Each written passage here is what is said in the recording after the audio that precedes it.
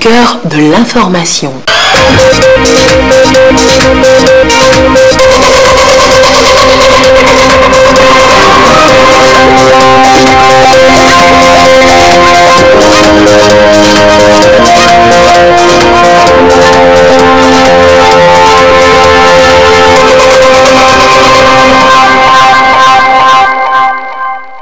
Bonsoir, il est 20h. Dans l'actualité ce soir, le corps diplomatique s'agrandit de 6 nouveaux ambassadeurs. Ils ont tous présenté ce lundi leur lettre de créance au chef de l'État, cérémonie à la présidence de la République. Prisonniers, une fois dehors, comment se comporter pour ne pas retourner en prison? L'ONG IOIF semble avoir la formule des attitudes à adopter. Elle vient de signer un partenariat avec la prison civile de Lomé. Et puis, rideau sur la 6e édition du FIMO 228, le festival de la mode à Lomé. Et sur le podium pour la 6e édition, et bien le bouquet final, plusieurs modélistes, stylistes, mannequins de talent. Voilà, madame, monsieur, le sommaire, bienvenue, voici le 20h. 6 nouveaux ambassadeurs dans l'écurie diplomatique au Togo. Ils ont tous présenté ce lundi leur lettre de créance au chef de l'État. 6 nouveaux ambassadeurs, mais avec une seule et même mission, consolider les excellentes relations de coopération et d'amitié entre le Togo et leurs pays respectifs. La cérémonie de présentation avec les 3 premiers arrivés ce matin au palais de la présidence de la République, ceux du Koweït, de la Corée du Sud et du Japon. Chassim Labaka.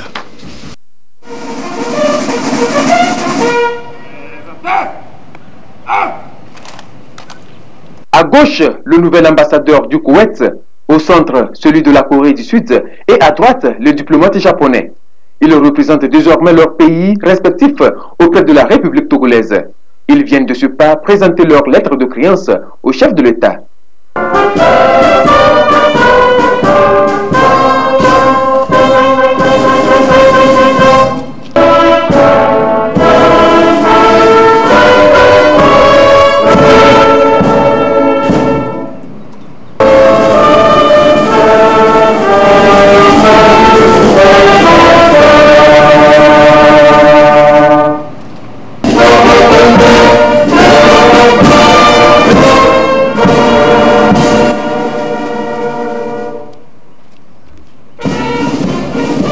C'est le diplomate koweïtien qui, en premier, a remis les documents l'accréditant auprès de la République togolaise au chef de l'État Faure Essozmna Gnassingbé.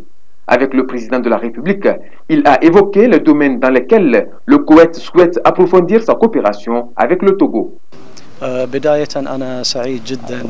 D'abord, j'aimerais vous dire toute ma joie de présenter aujourd'hui mes lettres de créance à son Excellence le président de la République, Faure Gnassingbé. Cela à cause de la concrétisation aujourd'hui de cette présentation des lettres de créance. Je vous confirme que nous allons concentrer tous nos efforts sur le développement et l'accroissement de ces relations, de la coopération entre les deux pays dans tous les domaines. À la suite du diplomate koweïtien, c'est le nouvel ambassadeur de la Corée du Sud qui a remis ses lettres de créance au président de la République, Faure Essozmna Gnassingbé. Il consolide ainsi 50 années de coopération fructueuse et agissante entre la Corée du Sud et le Togo. L'agriculture, l'éducation et la culture sont les grands axes de cette coopération. First of all, I'd like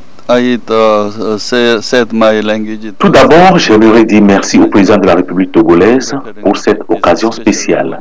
Nous avons eu à discuter des projets de développement sud-coréens à l'endroit des pays africains, y compris le Togo. Nous nous sommes engagés à partager notre expérience en la matière avec les autres pays. Nous soutenons également la politique de développement du gouvernement togolais dans le domaine de l'agriculture, l'éducation et la culture. Nous nous sommes penchés sur comment renforcer davantage nos relations. Le Japon entretient avec le Togo un partenariat privilégié. Partenariat renouvelé et renforcé ici par cette remise des lettres de créance du nouvel ambassadeur. Troisième puissance économique mondiale, le Japon veut soutenir la croissance économique durable au Togo, a dit le diplomate nippon. J'ai exprimé notre vœu et le plus respectueuse de succès de son Excellence de la présidence de la République. Et en même temps, j'ai exprimé l'intention de continuer de soutien de une croissance économique durable de la République togolaise par le développement de corridors logistiques. Pour ça, le Japon continue sa coopération économique.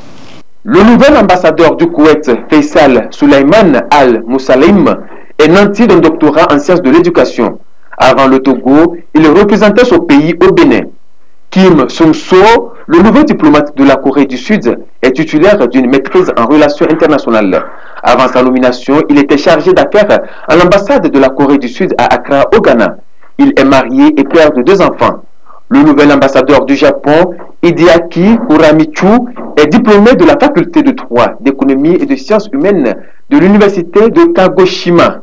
Il était consul général du Japon à Montréal, au Canada, avant sa nomination au Togo.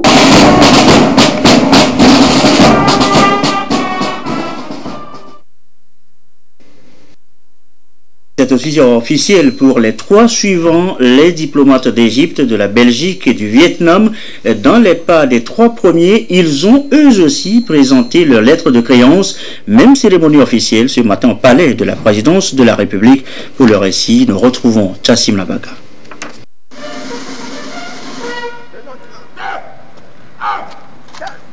Ils sont respectivement de gauche à droite les nouvelles ambassadeurs de l'Égypte, de la Belgique et du Vietnam. Ils viennent présenter leur lettre de créance au chef de l'État.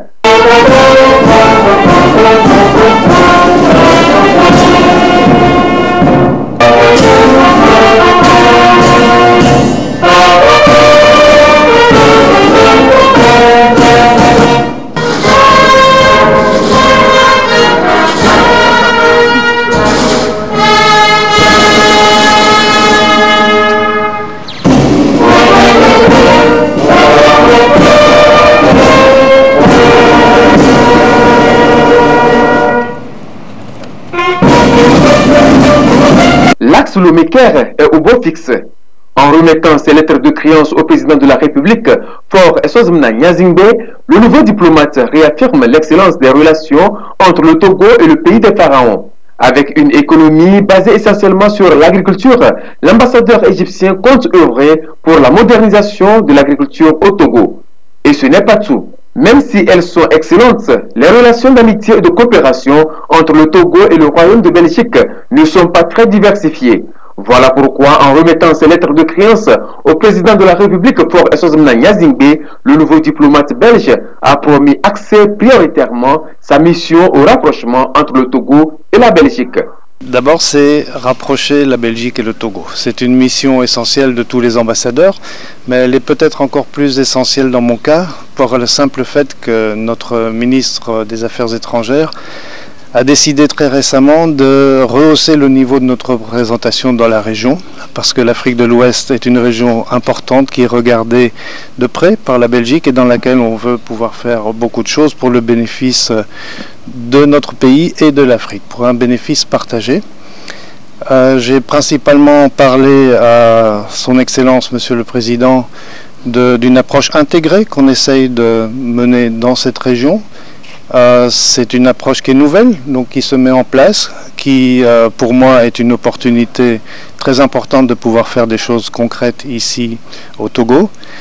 Nous avons aussi la possibilité, déjà dans un avenir très très proche, de pouvoir signer un accord aérien entre la République togolaise et le Royaume de Belgique, un accord qui a été préparé bien avant mon arrivée, qui est prêt, qui a été négocié entre partenaires.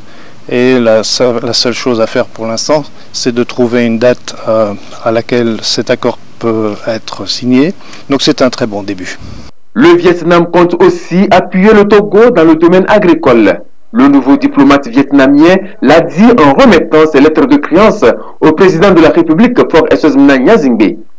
I would like to express my deeply thanks to the president. J'aimerais exprimer mes sincères remerciements au chef de l'État pour m'avoir donné la possibilité de présenter ma lettre de créance aujourd'hui. Comme vous le savez, le Vietnam et le Togo entretiennent des relations de longue date. Relations diplomatiques qui datent de 1975. Nos deux pays ont beaucoup de choses en commun. Je peux parler du forum international, du domaine de l'agriculture et autres. Ma mission est de soutenir le Togo dans le domaine agricole.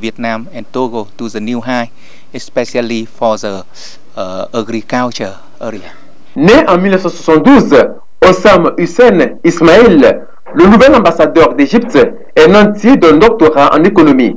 Avant le Togo, il était directeur de la section des relations économiques internationales au ministère des Affaires étrangères de son pays. Il est marié et père de 2 enfants.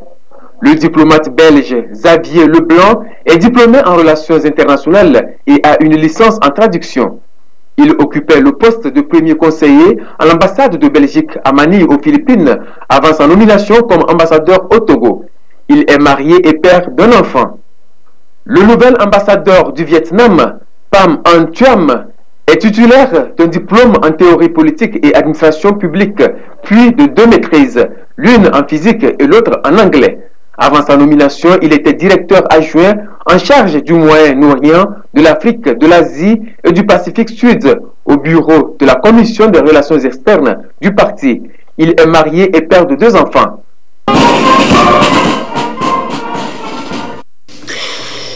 Et déjà, le nouvel ambassadeur du Koweït a pris dans la foulée langue avec la présidente de l'Assemblée nationale.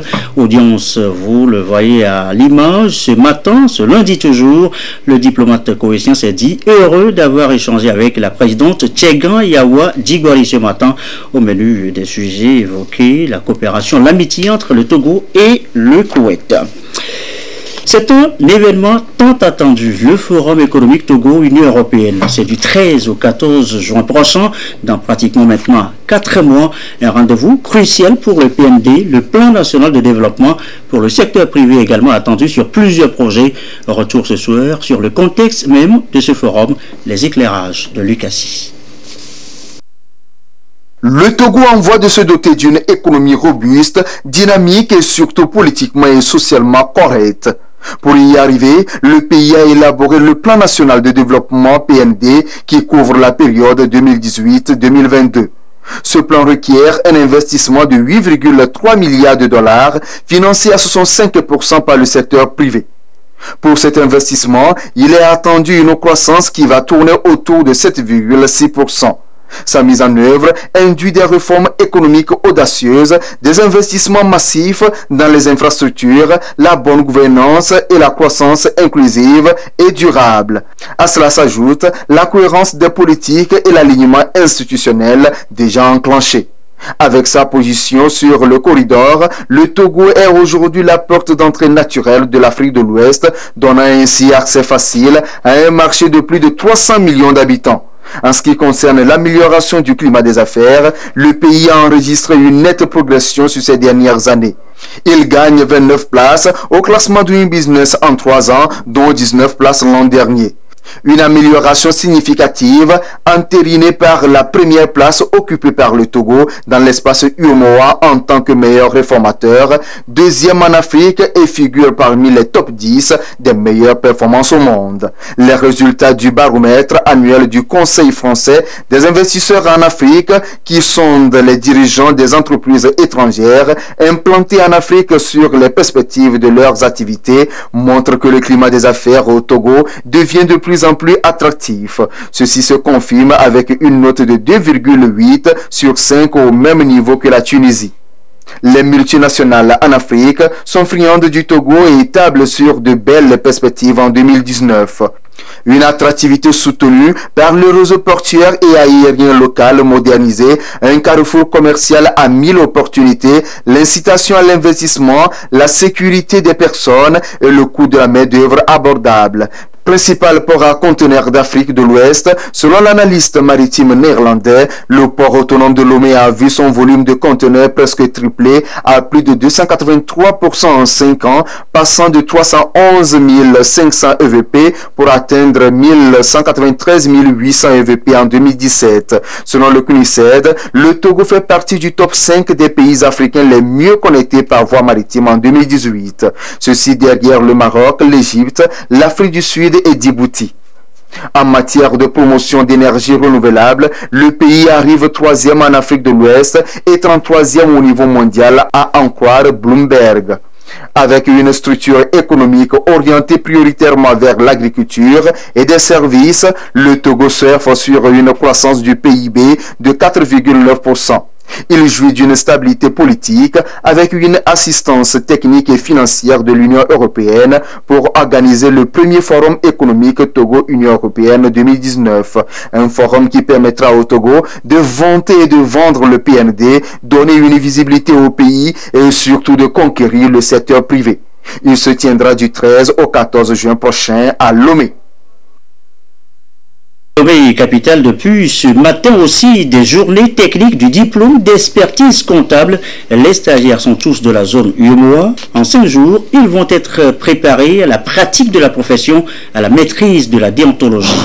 Les précisions de Carmen Madjiakapo. Les comptables stagiaires de l'espace UEMOA en route vers l'obtention de leur diplôme d'expertise comptable et financière à Décofi. Cette première session 2019 des journées techniques du Décofi va permettre aux 130 stagiaires venus des 8 pays de l'UEMOA et de l'Afrique centrale de mieux se familiariser avec la profession comptable. Il s'agit de présenter des thématiques qui concernent la profession et, comme je l'ai dit tantôt, pour pouvoir permettre aux candidats de se former à l'examen de l'expertise comptable. C'est un exercice qui permet aux stagiaires de disposer d'outils nécessaires pour pouvoir affronter cet examen, qui est un examen régional. La profession comptable occupe une place de premier plan dans le développement des pays. C'est un secteur important pour les pouvoirs publics, les investisseurs, les partenaires au développement et institutions financières. Ailleurs comme au Togo, le métier d'expertise comptable est pourvoyeur d'emplois. C'est le seul métier qui est en plein emploi. Il n'y a pas un seul expert comptable chômeur, ça n'existe pas. Même les stagiaires, vous allez voir qu'ils sont tous dans les cabinets et ils sont salariés. Ils ne sont pas des stagiaires comme on le dit dans le vrai sens, mais c'est des salariés, c'est des gens qui travaillent déjà puisque c'est une formation professionnelle, ça a besoin d'être expérimenté. Les gens ont besoin d'être dans le cabinet, faire leur profession. Et s'il y a un encouragement à faire, c'est envers nos jeunes qui veulent faire des études de master, qui font 2-3 masters, mais après c'est pour se retrouver un chômage. Mais avec cette formation, il n'y a pas de... c'est le plein emploi. Il n'y a pas un seul stagiaire qui soit à la maison aujourd'hui, non. Il n'y a pas un seul expert comptable qui ne travaille pas, ça n'existe pas. Donc c'est le lieu d'encourager les jeunes à pouvoir choisir cette voie. Les journées techniques du diplôme d'expertise comptable et financière de l'UEMOA sont une occasion d'échange entre aînés experts comptables et futurs experts comptables. Les débats porteront sur les standards internationaux dans le cadre de la réalisation des missions d'audit d'expertise comptable et de l'évolution de la profession comptable dans l'espace UEMOA. L'actualité, c'est aussi la protection civile. 2 outils à revisiter pour remettre de l'efficacité dans les actions. Le plan national de contingence et le plan de préparation et de réponse aux inondations. L'exercice est en cours depuis ce matin en Haute-Champ. Les orientations données ce matin à l'ouverture des travaux. Augustin Kossi. Face aux aléas climatiques, les inondations, la sécheresse et les catastrophes naturelles de tout genre, le Togo, à l'instar d'autres pays, met à jour ses plans de riposte. Et ce, conformément aux exigences nationales et internationales de la protection civile. Réunis à Ngotien pour 5 jours, les spécialistes en charge des réponses et gestion des risques des catastrophes au Togo revisitent les différents outils et mécanismes d'alerte précoce. Ils planchent notamment sur le plan national de contingence et le plan de préparation des réponses aux inondations. Vous aurez à examiner et à analyser le contenu de ces 2 instruments en vue de les adapter aux réalités du moment et aux besoins actuels de notre pays afin d'atteindre les principaux objectifs ci-après. 1. Doter notre pays d'instruments efficaces de préparation et de gestion des catastrophes. 2. Procéder à la révision et à l'actualisation du plan de préparation et de réponse aux inondations. 3. Procéder à la révision et à l'actualisation du plan national de contingence. 4. Veiller à la cohérence entre les deux plans. 5. Valider techniquement les deux plans. Et enfin 6.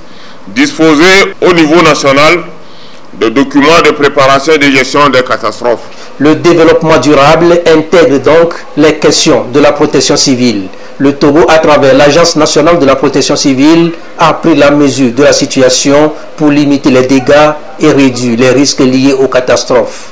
Conscient du phénomène, notre pays s'est résolument engagé, grâce à la vision du chef de l'État, son Excellence M. Faure Essoz Nanya Singbe, dans un processus de développement qui intègre dans ses actions prioritaires la problématique de la gestion des catastrophes ainsi qu'il figure dans le document du plan national de développement en son annexe 4. Le gouvernement, pour sa part, s'engage à œuvrer avec détermination pour accroître la résilience des populations et particulièrement celle des communautés vulnérables. Il compte également sur les ressources internes, mais aussi sur la solidarité agissante et renouvelée de nos partenaires techniques et financiers, ainsi qu'à la communauté internationale. Ainsi, le Togo disposera d'un document national de gestion des catastrophes et d'un système d'alerte précoce actualisé. Les acteurs, à l'issue des travaux, seront soumis à un exercice de simulation pour justement tester l'efficacité de ce dispositif national de gestion des situations d'urgence. Plus de respect dans les normes du travail, dans les règles de la sécurité et de la santé. En clair, un changement de comportement attendu.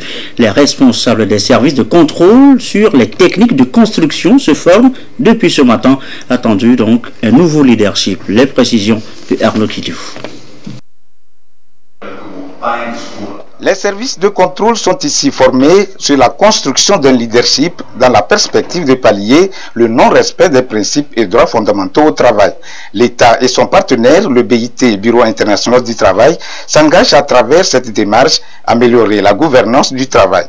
Et cela passe par une meilleure application des normes du travail qui visent à prévenir les risques professionnels et améliorer les conditions de travail. Ce diagnostic approfondi a révélé que la plupart des acteurs, c'est-à-dire les travailleurs et même des employeurs, des personnes qui emploient et qui exercent dans l'économie informelle, ne sont pas suffisamment sensibilisés sur les règles qu'elles ont à respecter.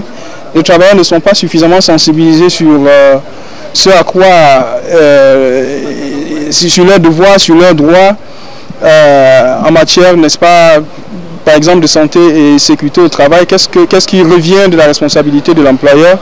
Qu'est-ce qui revient de la responsabilité du travailleur? On constate parfois, par exemple, sur un chantier de BTP, que le travailleur ne sent pas la nécessité, par exemple, de mettre des équipements de protection individuels, et l'employeur, il n'est pas toujours informé de cette obligation qu'il a à protéger le travailleur sur les lieux de travail. Le projet gouvernance piloté par le BIT permettra également de mettre en place une stratégie efficace de communication sur les principes et droits fondamentaux au travail et la sécurité et santé au travail dans les secteurs du commerce, du BTP et de l'industrie extractive, ce qui va permettre à l'administration du travail de mobiliser les ressources au profit des inspecteurs du travail. Ainsi, la mission de l'inspection du travail sera renforcée pour le suivi de la conformité des PME avec le PDFT et les règles de la SST et aider à la sortie de l'économie informelle.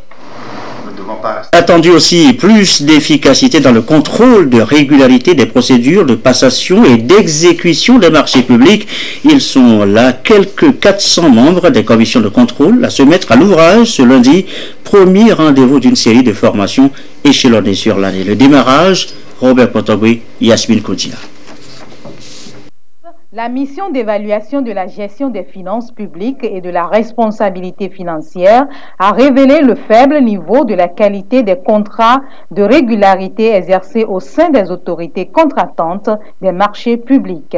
Pour résoudre ce problème, l'autorité de régulation des marchés publics, ARMP, forme périodiquement des personnes œuvrant au sein de cette commission. Ils seront 450 membres à être recyclés durant 5 jours. Il est devenu alors impérieux de renforcer les capacités des membres des commissions de contrôle de manière à leur permettre d'assurer avec efficacité la mission qui est la leur, c'est-à-dire contrôler efficacement les marchés publics qui leur seront soumis. Il y a essentiellement 3 modules qui seront déroulés, à savoir le module sur l'organisation et le fonctionnement de la commission de contrôle. Un autre module va porter sur les opérations de contrôle des marchés publics. Et le 3e module, c'est la formalisation du contrôle des marchés publics. La formation se déroulera en 15 sessions et permettra par ailleurs aux participants d'être capables de maîtriser les règles qui régissent l'organisation. Le directeur général de l'ARMP, Aftar Touré Morou, a rappelé aux participants la nouvelle responsabilité qui est la leur dans la politique de gestion transparente des deniers publics prônée par le chef de l'État Faure Gnassingbé. Que faire une fois sorti de prison pour ne plus y retourner? L'ONG International Youth Fellowship entend former les détenus à des attitudes à adopter. Elle vient de signer un partenariat avec la prison civile de l'OBJ de Douaré. Désormais, les prisonniers auront des sessions de formation sur le changement de mentalité. L'innovation relève de cette convention qui lie, à compter de ce 25 février, la prison civile de Lomé et l'ONG AYF. Et déjà, les responsables de l'administration pénitentiaire se forment sur les valeurs morales de la société à inculquer aux détenus pour leur permettre d'adopter des comportements responsables une fois sortis de prison. Un nouveau partenariat également appuyé par des dons de vivres. On va venir à la prison pour donner ce cours constamment. À travers cette formation, les détenus de prison, ils vont changer leur pensée et leur mentalité et qui vont être utilisés pour le développement du pays. Mais en même temps aussi, on doit, en quelque sorte, physiquement, on doit les rassasier. C'est pour ça qu'on a donné ces dons pour les prisonniers. C'est une politique d'éducation carcérale qui vient en appui aux prisons dans la réhabilitation et la réinsertion des détenus dans la société. Nous sommes heureux de signer ce partenariat avec l'ONG parce que l'objet, c'est de faire en sorte que lorsque cette formation va être dispensée aux détenus des prisons civiles du Togo, que cela puisse permettre à ce que les gens n'aillent plus revenir. Et c'est pourquoi cette formation-là est la bienvenue. Ce partenariat a été marqué par le don que vous voyez. Donc c'est pour dire qu'il n'y a pas que les mots, mais il faut les appuyer par des actes. Ce partenariat va profiter à tous les milieux carcéraux du Togo pour un changement d'attitude devant les aider à ne plus récidiver.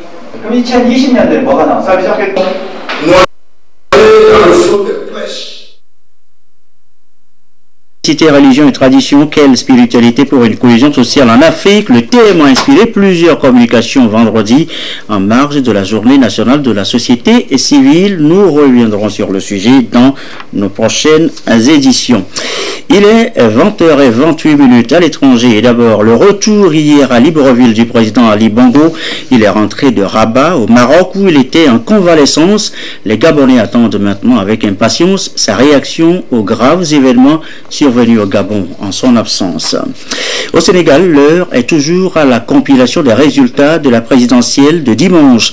Pendant ce temps, l'analyse des résultats provisoires se poursuit et à l'hôtel de ville à Dakar, l'on s'achemine toutefois vers un second tour obligatoire.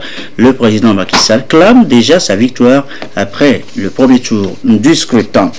39 morts et dans 36 États du Nigeria, le bilan s'alourdit au lendemain de la présidentielle de samedi. 2 candidats des 72 prétendants sortent du lot. Il s'agit du président sortant Muhammadu Buhari et de son principal challenger Atiku Abubakar. Dans le reste de l'actualité du cinéma avec le FESPACO, ouverture de la 26e édition, c'est tout les 2 ans à Ouagadougou, le reportage de Gérald Agoutou.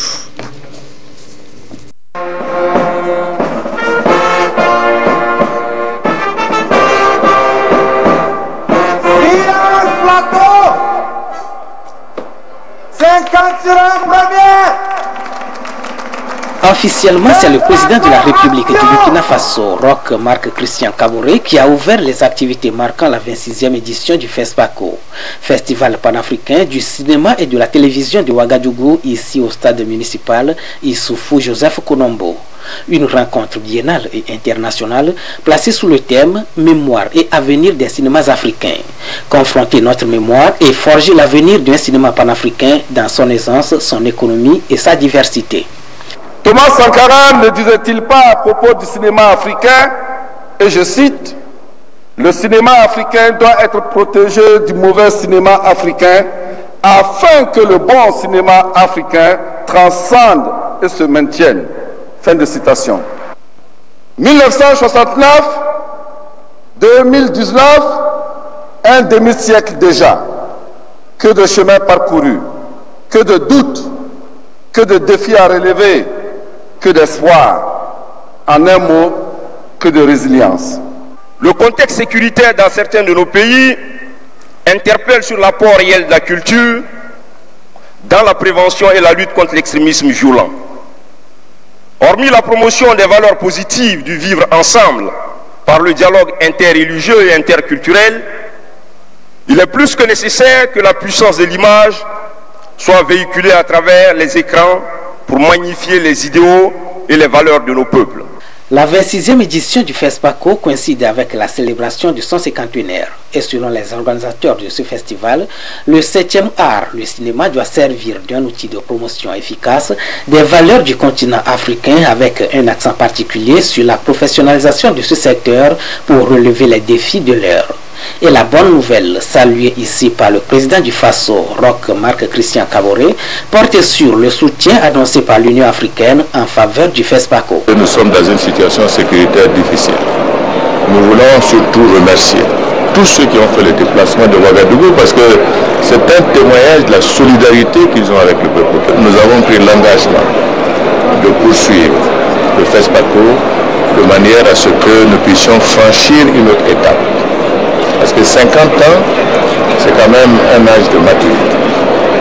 Je voudrais également saluer le fait que l'Union africaine ait mis en place une commission de l'audiovisuel qui va commencer également à participer au financement, je dirais, à l'appui à nos cinéastes. Nous devons les encourager parce que, comme on dit, il s'agit de filmer les réalités. Il s'agit de promouvoir les valeurs positives d'émancipation, de développement de l'Afrique, de conscientisation de nos peuples. C'est une lourde tâche. La cérémonie d'ouverture officielle a également permis de parcourir sur place les précédents lauréats du Grand Prix international du FESPACO étalon de Yenenga et les pionniers de ce festival. Cette année, 160 films compétiront autour de ce trophée dans cette section avec une valorisation particulière du film documentaire.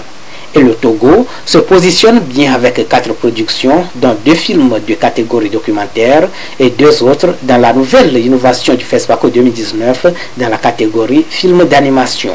Le Rwanda a succédé à la Côte d'Ivoire à cette édition en tant que pays invité d'honneur.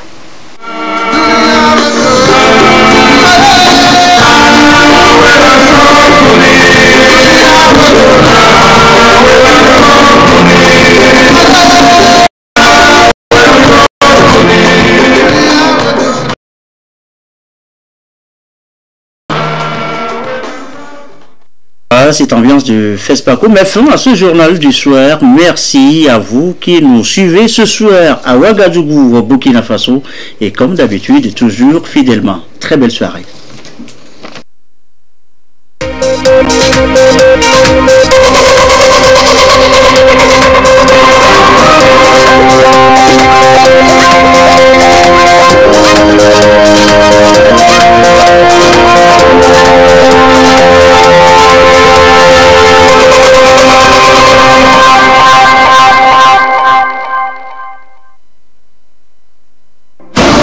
Créer 500 000 emplois d'ici 2022.